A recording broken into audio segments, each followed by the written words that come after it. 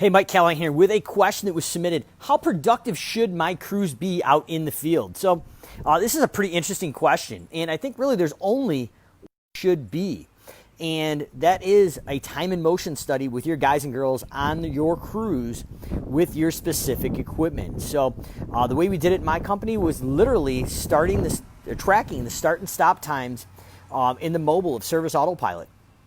And it wasn't enough just to grab a time in the spring or the fall. What you really need to do is get a statistical mean. So that's going to be 25 or 30 visits throughout the year, especially if you're in the Northeast. Now, your southern markets like Florida and things like that may be a little bit different, but traditionally we want to get a statistical mean. And in the spring, we're probably double cutting, blowing out. It takes a lot longer. Mid-spring, we get a little more efficient. That's about average. Summer, it dries out, burns out. We fly through them. We're just touching up the edging. And then in the fall, we get back into it and we're mulching up some leaves. So in a lawn care example, that's really what we need to do is go out and grab anywhere from 20 to 30 visits, start and stop times, and do a time and motion study. And if you can't be on the crew, obviously, all 30 visits, you need to be spot checking those crews to make sure they're actually doing what they should be doing. Then we need to be tracking the square footage of the property that they're mowing or cleaning.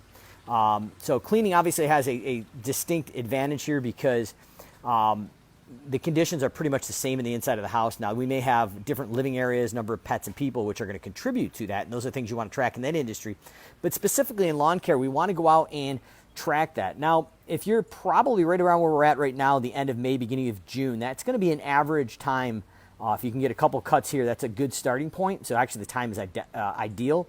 But what you really want to do is have the business owner on that crew as part of the crew or there. And that's going to get you a true efficiency of what that team can do. Because we all know when the business owner leaves, the efficiency will drop. And that's a natural tendency. But we obviously need a combination of productivity and quality. And if you've seen some of my videos with Callahan's Lawn Care several years ago when I was on the crew retraining folks, the way I would tackle that is when we went out and trained people that were new, either myself or to the gentleman that ran the company, is we would run with them and model the behavior, how it should be done, the pace that we expected with the quality, and then follow them in either another truck or an estimate car and let them work half a day and just literally follow them. And we'd be working on a laptop with the Wi-Fi and get some work done, but half the time we're watching them. And what we found is up through about lunch, they would start beating the times. And then after lunch, the productivity would drop. And it was weird because they would kind of forget everything we taught them based on the standardized system. But it's not just productivity that drives that goal. So I'll make a video later this week on it. But the idea is literally when folks come in and talk to us at a deep dive, we talk about where do you park the truck. So if you've got a weed whacker and it's standing on the left-hand side of your body, we're going to park the truck on the left-hand side. If it's on the right-hand side, we're going to park on the right-hand side. And what that does is it streamlines the whole entire operation of walking and minimizes that waste and standardizes it. And then the other thing we traditionally do is take it and look at what does additional drive time or those trips to maybe Wendy's for those nice cold Frosties in the summer. So imagine you got job A here. Job A ends, so job B's time starts. But instead of going for a straight line from job A to job B, you go up here to Wendy's. So 5-minute drive time to Wendy's, 5 minutes at the drive-thru, and 5 minutes back. Now, we all know it's probably more than 5 minutes at Wendy's, but let's just say 5 minutes driving, 5 in the drive-thru, and 5 back. And basically, we've given them 30 minutes to do that job, including drive time. So in essence, what you've done is you've picked up an extra 15 minutes of drive time, times, say, the two folks in the vehicle. So what you've done is actually lost all 30 minutes of production for that job number B. So they're basically over budget by the time they get to that job. So we also not only need to look at production, but where are we losing money on bad decisions by the crew for that non-billable drive time? Because that will erode profits and productivity just as quick as not following a process and system. So obviously most people are doing this, but it sounds obvious. But where are we parking the truck? Where are we starting? Where are we stopping? Are we mowing the whole entire front lawn and the side yards first, if it's a two-man crew, and then going into the backyard? So the second person weed whacking, by the time they're done, can have the whole property blown off and meet the individual back at the truck and help pick the gate up, get him on the truck or the trailer, and move on to job number 2. Next thing is certain like real easy things like weed whacker line. Are we going in and carrying extra spools on the truck and respooling those while we're driving as a passenger? So we always have a full spool of weed whacker line. So if they're in the back of a property, they walk all the way back and they're in the middle of the job, they could take 6 to 8 minutes of your budgeted time, your production, and literally erode that. So there's several things that go into that. So I think that we need to look at the whole picture. Drive time, mobilization, are we making the right decisions? Route density, where are we parking the vehicle? How are we going out and actually doing the job as far as workflow? And I'll make a video how we actually did that at Callahan's. And then the next thing is, are there extra things that we can save 2 to 3 minutes per job, such as having weed whacker line or having the weed whackers gas tanks filled up at idle time in between? All those things add up to big, big wins. So the productivity at a bare minimum right now, if you're watching this video right now, the end of May, beginning of June, is ideal. This is going to be probably the closest average you're going to find between spring and summer and fall.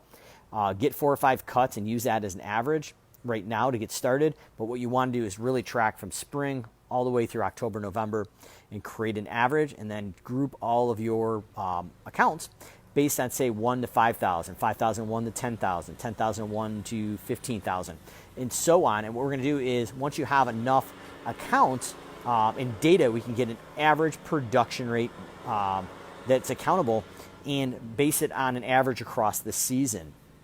But as the business owner, if you're out there hustling yourself and doing the lawns or they're cleaning the houses, your crews are never going to hit the same production that you have. It's not realistic. Now, the closest thing that I've seen to be able to make that happen, same productivity and quality as the owner, is creating a piece rate pay system where we reward productivity aligned with a quality score, and we pay them for the budgeted hours and not the hours they work. Otherwise, you got a scenario where most folks are trying to just keep a pulse till they get that 40 hours and that overtime, where ideally with a piece rate, with quality, they're going to work less and make more money. So comments and questions drop below, but that's how I would tackle the production. Go out with a crews, do a time and motion study, and make it applicable to when you are with them. Model the behavior, make sure they're using the right process and system before we start timing it. Right now, beginning of May, end of June, in most markets is probably an ideal average time, but you really want to get a full scope, a statistical mean across maybe April through end of October, and then take that average and use that as a production rate based estimating system. If you're using a product like Service Autopilot, clocking in and out of the mobiles will get you all that data. But main thing is, at the end of the day or the beginning of the next day, you need to go into that closeout day screen on a daily basis. The closeout day screen is the most important screen in that whole entire system, in my opinion, because it's the last point a human can fix any errors for billing, any production rate or job costing information. So, and the things you're looking for on that closeout day screen are going to be a start and stop time that makes sense. It's not like a minute, like the crew got there, mowed the lawn, and forgot to clock in, so they clocked in and clocked out under a minute. So start and stop times that make sense, a budgeted time, so we can do actual versus budget, and you want to have a budgeted or a price, obviously, to build that out. You'd be really surprised how many people's SA instances we get into that they don't have pricing in there, especially if it's a monthly installment contract. If it's under the installment contract and it's associated with the contract, either V2 or V3, the system will not bill it out. But if you have no data in, you're never going to get any data out, and you won't have those pieces of data you need in the report center. So comments or questions drop below. Hopefully it was helpful. Production rates, how to get them, how to be accurate. Go out in the field, do a time and motion study, make sure they're following the plan, and then once you have the plan as far as production, talk about where they're parking the vehicle. How's the workflow? Where are they starting? Where are they ending? How do they streamline it? And all the, let's say, not good decisions to go to Wendy's and grab those Frosties on a hot day like today. So hopefully it's helpful, and we'll see you again on Callahan's Corner tomorrow. You ask the questions, we answer them live here on Facebook.